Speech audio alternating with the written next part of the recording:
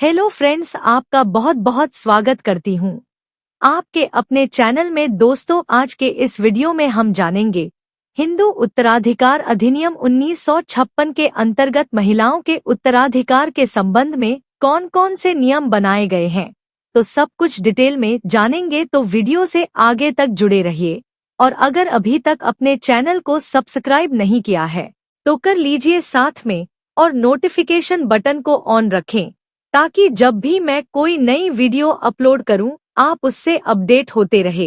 हिंदू उत्तराधिकार अधिनियम 1956 महिलाओं के मालिकाना हक के रिलेशन में एक मील का पत्थर साबित हुआ है।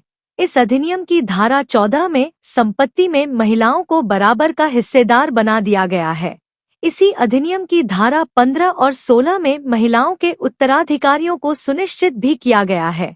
तो चलिए जानते हैं धारा 14, 15 और 16 के बारे में। हिंदू उत्तराधिकार अधिनियम 1956 की धारा 14 आज यह कहती है कि हिंदू महिलाओं के कब्जे में की गई कोई भी प्रॉपर्टी, चाहे वह इस अधिनियम के पहले से ही क्यों ना हो या फिर बाद में अर्जित की गई हो, उसके द्वारा पूरी तरह से उस पर इसका स्वामित्व होगा।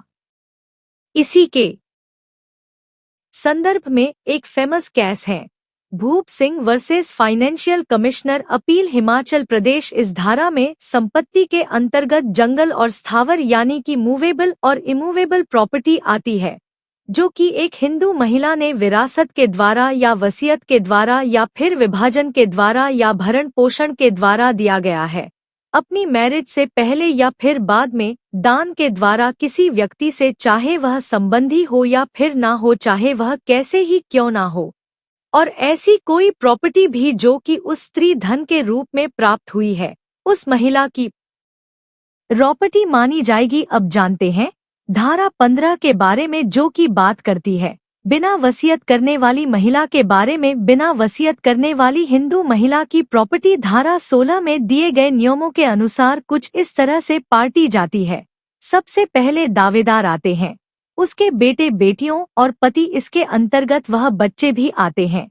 अगर उसे महिला के बेटे या फिर बेटियां इस दुनिया में नहीं हैं और अगर उनके बच्चे हैं तो वह भी प्रथम श्रेणी के दावेदार माने जाते हैं और सेकंड कैटेगरी में आते हैं। पति के वारिस तीसरी कैटेगरी में आते हैं। माता और पिता के वारिस चौथी कैटेगरी में आते हैं। उस महिला के पिता के वारिस और आखिर में आते हैं उस महिला की मां के वारिस, जो उसे प्रॉपर्टी के दावेदार बनते हैं। अगर कोई प्रॉपर्टी किसी विरासत के द्वारा हिंदू महिला को अपने माता पिता से प्राप्त हुई है और करने के बाद अगर उस महिला के वारिस नहीं है तो वह प्रॉपर्टी पिता के वारिसों में लीगली तौर पर बांट दी जाती है। कोई भी प्रॉपर्टी जो हिंदू महिला को अपने पति और अपने ससुराल से विरासत में प्राप्त हुई हो तो मरने के बाद उसके बेटे और बेटियों को, जिसके अंतर्गत उसके मरे हुए बच्चों के बच्चे भी शामिल होते हैं, उनको दी जाती है। लेकिन अगर फर्स्ट कैटेगरी के वारिस जिंदा ना हो तो वह प्रॉपर्टी उस महिला के पति के बच्चों में न्याय संगत तरीके से बांटी जाती है। तो दोस्तों, यह थी जानकारी हिंदू उत्तराधिकार अधिनियम 1956 में हिंदू महिला के उत्तराधिकार के नियमों के बारे में। आपको पसंद आई होगी। वीडियो अच्छा लगा है तो आप इसे लाइक और शेयर जरूर करिए। चैनल को सब्सक्राइब कर लीजिए, साथ में ऑल नोटिफिकेशन बटन को ऑन कर दीजिए ताकि जब भी मैं कोई नई वीडियो अपलोड करूं आप उसे अपडेट होते रहे।